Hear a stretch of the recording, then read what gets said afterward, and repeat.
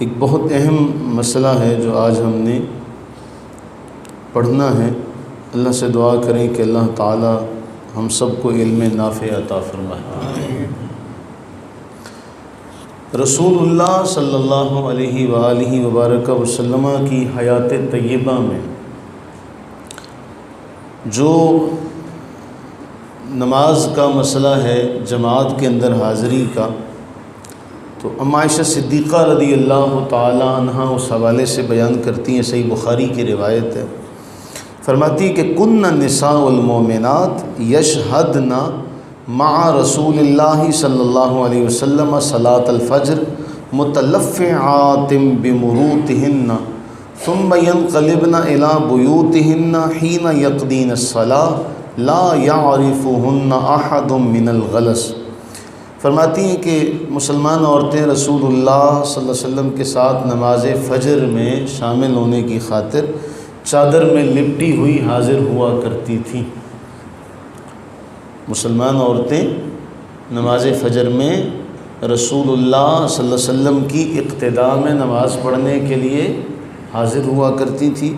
جب نماز سے فارغ ہو جاتی تو اپنے گھروں کو واپس جاتی، اور اندھیرا ہوتا تھا، کوئی اندھیرے کی وجہ سے انہیں پہچان نہیں سکتا۔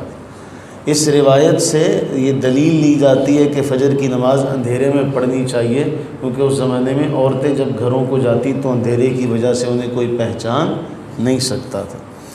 لیکن یہ سلسلہ عورتوں کی حاضری کا پھر چلتا رہا۔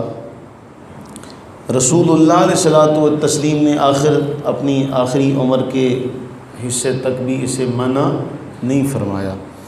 حضرت صدیق اکبر رضی اللہ تعالی عنہ کے دور میں بھی یہ سلسلہ اسی طرح سے چلتا رہا۔ سیدنا عمر فاروق رضی اللہ تعالی عنہ نے اس پر پابندی لگائی، اور پھر ایک جملہ جو ہے وہ ارشاد فرمایا گیا جو ہمیں روایات میں ملتا ہے کہ اگر رسول اللہ صلی اللہ علیہ وآلہ وبارک وسلم یہ حالات دیکھ لیتے، ام عائشہ صدیقہ رضی اللہ تعالی عنہ فرماتی ہیں کہ اگر رسول اللہ علیہ الصلوۃ والتسلیم عورتوں کے اس بناؤ سنگھار کو دیکھ لیتے جو اب انہوں نے شروع کر لیا ہے، تو آپ علیہ الصلوۃ والتسلیم بھی انہیں مسجد میں آنے سے روک دیتے۔ اس کے بعد سے پھر حضرت عمر فاروق رضی اللہ تعالی عنہ کا جو فیصلہ تھا اسے نافذ کر دیا گیا، اور عورتوں کو مساجد میں آنے سے منع کر دیا گیا۔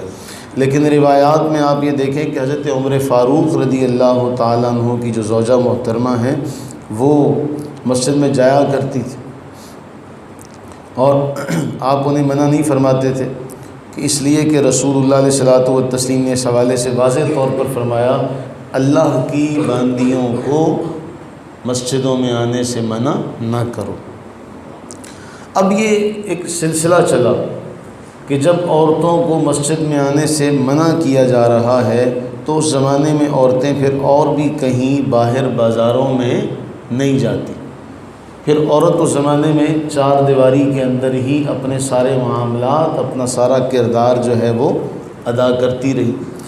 پھر زمانہ رخ بدلتا ہے۔ اب جب زمانہ رخ بدلتا ہے تو عورت جو ہے ہر فیلڈ میں جو ہے وہ اپنا قدم جما لیتی ہے۔ یعنی جس زمانے میں مسجد سے روکا گیا اس زمانے میں کلی اعتبار سے، کلی طور پر اسے ہر معاملے سے روکا گیا۔ یعنی جب اسے گھر میں بٹھایا گیا، ظاہر سی بات ہے جب اسے مسجد سے روک دیا گیا تو باقی معاملات میں بھی اسے روک دیا گیا۔ اب ہوا کیا کہ اس حوالے سے تو یہی روایت لوگ مانتے رہے، اسی کو نافذ کیا جاتا رہا، اسی کو نافذ سمجھا جاتا رہا کہ جی اللہ کے نبی علیہ الصلوۃ والتسلیم کے بڑے چہیتے حضرت عمر فاروق رضی اللہ تعالیٰ عنہ نے اس کو نافذ کیا۔ تو مسجد میں نہ آئیں، لیکن باقی سب جگہوں پر عورتیں پہنچ گئیں، باقی ہر جگہ پر عورت جو ہے وہ پہنچ گئی۔ اب ہمارے علماء ان میں سر فہرست حکیم الامت مفتی احمد یار خان نعیمی رحمہ اللہ تعالیٰ علیہ، پھر اس کے بعد علامہ غلام رسول سعیدی رحمہ اللہ تعالیٰ علیہ، اور اس کے بعد حضرت مفتی اعظم پاکستان مفتی منیب الرحمن صاحب زیدہ مجدہ، اللہ تعالیٰ ان کی عمر میں برکت عطا فرمائے، انہوں نے اس حوالے سے پھر لکھا۔ اب جو مفتی احمد رضا نعیمی صاحب علیہ رحمہ کا جو جملہ ہے اور علامہ غلام رسول سعیدی رحمہ اللہ کا جو جملہ ہے وہ بڑا اہم ہے۔ اب وہ علامہ غلام رسول سعیدی فرماتے ہیں کہ ہمارے زمانے میں تو عورتیں اس سے بھی زیادہ آگے جا چکی ہیں، جو اماں عائشہ صدیقہ رضی اللہ تعالیٰ عنہ کے زمانے کا حال ہے، ہماری عورتیں تو اس سے بھی کہیں زیادہ آگے جا چکی ہیں۔ لیکن وہ یہ کہتے ہیں کہ اب ہم دیکھتے کیا ہیں کہ سارے کے سارے معاملات میں عورتیں باہر نکلتی ہیں۔ مفتی احمد رضا نعیمی علیہ رحمہ کا جملہ لکھا جاتا ہے کہ اس کا مطلب یہ نہیں ہے کہ عورتیں مسجد میں نہ جائیں اور باقی سب جگہوں پر جائیں۔ وہ لکھتے ہیں کہ عورتیں سینماؤں میں، بازاروں میں، کھیل تماشے، اسکول کالجوں میں جائیں، صرف مسجد میں نہ جائیں۔ اب وہ کہتے ہیں کہ باقی سب جگہوں پر عورتیں پہنچ گئیں لیکن مسجد میں انہیں آنے سے روکا گیا۔ اب ہوا یہ کہ باقی سب جگہوں پر تو ان کا سارا کردار ادا ہوتا رہا لیکن مسجد میں وہ بالکل نہ آنے کی وجہ سے جو مسجد کا معاملہ تھا وہ جوں کا توں رہا۔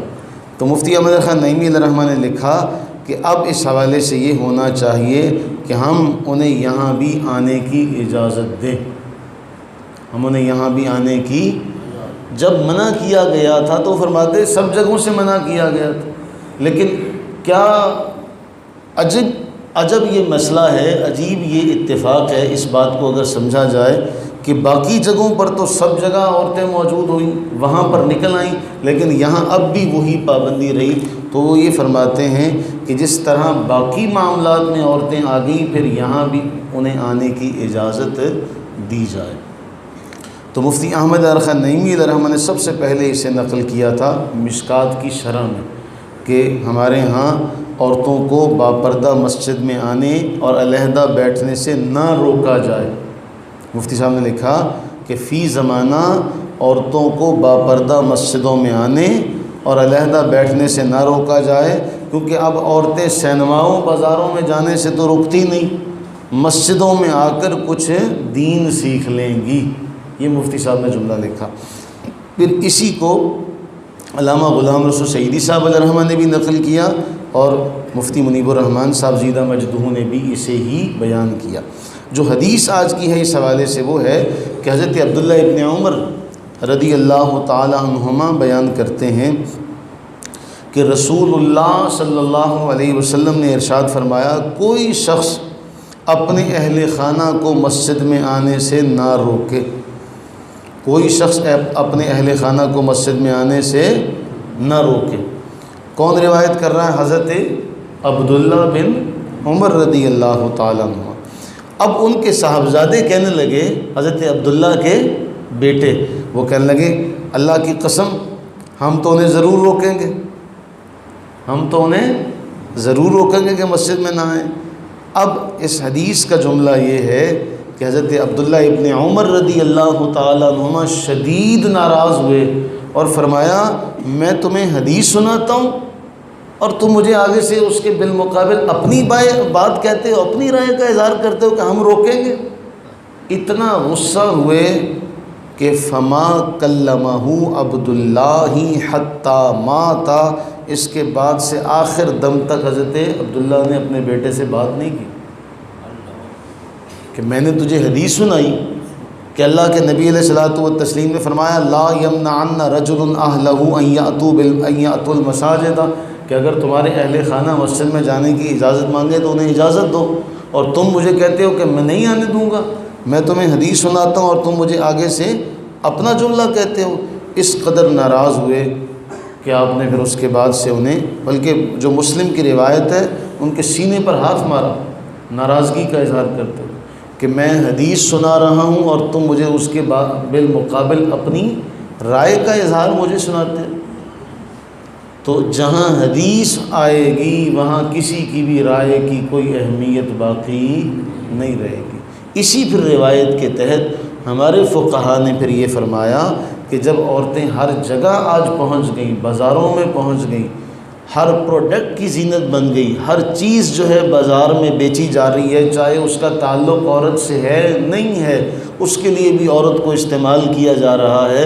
جب ہر معاملے میں عورت جو ہے وہ پہنچ گئی، صرف مسجد میں ہی اسے آنے سے روک دیا جائے تو یہ تو وہی والا لطیفہ ہو گیا نا کہ بندہ مر گیا تو خاتون اسے کہتی ہے باقی سب چیزیں ٹھیک ہیں جی، اس کی آنکھیں صحیح ہیں اور کچھ نہیں ہوا، اس کی آنکھیں ٹھیک ہے۔ بھئی مر ہی جب وہ گیا تو پھر اس کی آنکھوں کو کیا کرنا۔ ہم بچپن میں تھے، ہم نے اپنے بچپن میں ایک لطیفہ سنا کہ جی کسی سرپھرے نے کار لے لی، اب وہ کار میں سارے دوستوں کو بٹھا کے کہنے لگا جی کار میں نا گند نہیں ڈالنا۔ اب آگے ایک گندا نالا آ گیا، اب وہ گندا نالا جب آیا تو کہنے لگا بھی کار میری بالکل صاف ہے، لہٰذا اب یہ آگے پانی جو ہے وہ گندا ہے، گندا نالا ہے، اسے اٹھا کر نالا جو ہے وہ پار کیا جائے، پھر تمہیں اس میں بیٹھنے دوں گا۔ اب سب نے چاروں ناچار جس طرح سے بھی تھا گاڑی اٹھائی۔ اب وہ جب گاڑی اٹھا کے گزرنے لگے تو آدھے جو پنڈلیاں ہیں گھٹنے تک پاؤں جو تھے وہ سارے گندے ہو گئے۔ اب جب گھٹنوں تک ٹانگیں گندی ہو گئیں اور نالا جو تھا وہ پار ہو گیا، اب وہ کہتا ہے بیٹھو بیٹھو، اب گاڑی کے اندر بیٹھو بالکل صاف ہے۔ اب وہ باہر سے تو بچا لی، اندر گند ڈال دیا۔ آپ نے اس ایک بات کو رکھا کہ جی ہم نے عورتوں کو مسجد میں نہیں آنے دینا، ہم نے مسجد میں نہیں آنے دینا، باقی عورتیں ہر جگہ پر پہنچی، صرف مسجد میں نہ آئیں۔ اس معاملے میں حدیث اور باقی معاملات میں آپ نے کہا چلو جی اپنے معاملات خود ہی کرو۔ تو پھر ہمارا یہ جو دو طرفہ معیار تھا، اس معیار نے یہ آج نوبت بہیں جا رسید، عورتوں کو اپنی پاکی کے مسائل کا بھی علم نہیں ہے، اور اس کا بھی معاملہ مردوں کے کندھوں پر، مردوں کی گردن پر ہے۔ آپ جا کے پوچھیں عورتوں سے، ان کے پاکی کے مسائل پوچھیں کہ تمہاری پاکی پلیدی کے مسائل جو ہیں اس میں کسی کو بھی پتہ نہیں ہوگا۔ یہاں تک کہ کفن کے معاملات میں جہاں ہمارے فقہاء نے لکھا کہ سلا ہوا کپڑا نہیں ہونا چاہیے، وہاں بھی ان کے معاملات کچھ ایسے ہیں کہ مرد پھر اس بارے میں کہتے ہیں اب ہم کیا کریں یہاں۔ اس طرح کے معاملات جو ہیں وہ آ چکے۔ اللہ تعالی ہم تمام پر اپنی رحمتیں برکتیں نازل فرمائے، اور ہم تمام کو سمجھنے کی توفیق و ہمت نصیب فرمائے۔ آمین ثم آمین۔